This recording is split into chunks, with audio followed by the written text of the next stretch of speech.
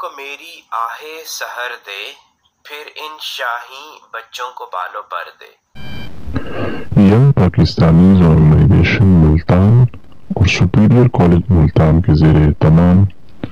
یوم اقبال کے حوالے سے مرکزی تقریب کا انعقاد سپیریئر کالج ملتان میں کیا گیا، جس میں سابق وفاقی وزیر سید فخر امام نے بطور مہمان خصوصی شرکت کی۔ تقریب کی صدارت ڈائریکٹر سپیریئر کالج ملتان ممتاز عالم دین علامہ محمد شریف چنوانی نے کی، جبکہ دیگر مہمانان گرامی میں چودھری ابرار حسین، غلام فرید، پروفیسر محمد یاسر طاہر، ڈائریکٹر محمد عبداللہ چنوانی، ریجنل پروگرام مینیجر شیخ عادل فاروق، نعیم اقبال نعیم،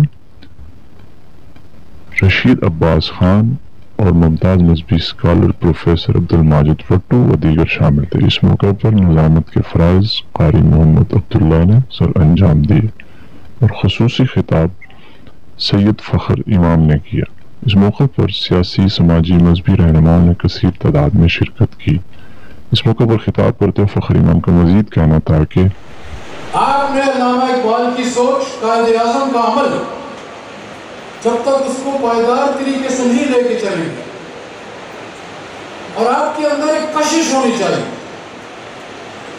کہ اس ملک کہ ہم نے بنیادی طور پر تعلیم کو، معیاری تعلیم کو وہ اہمیت نہیں دی جو کہ دینی چاہیے۔ چائنا نے دی ہے،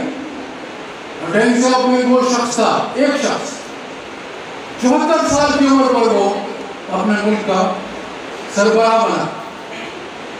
اور اس نے دنوں میں، ہفتوں میں، مہینوں میں آہستہ آہستہ تبدیلی وہ بھی فرانس میں پڑا۔ وہ ملک ہے، بتائیے آپ لوگ تاریخ یہاں پڑھتے بھی ہیں دوسرے ممالک کیا نہیں، جس میں ایک شخص نپولین بوناپارٹ، نپولین کا نام سنا؟ ہاتھ اٹھائے جنہوں نے سنا۔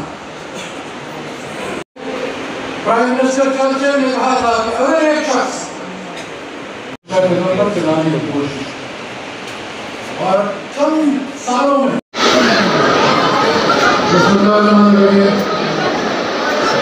آج کی آپ کی جو تقریب ہے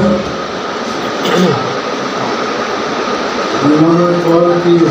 سوچ اور فلسفے اور ان کی زندگی کا جو پیغام تھا اس کے بارے میں ہے۔ یقیناً یہاں بہت سے لوگ ہوں گے جو میرے سے زیادہ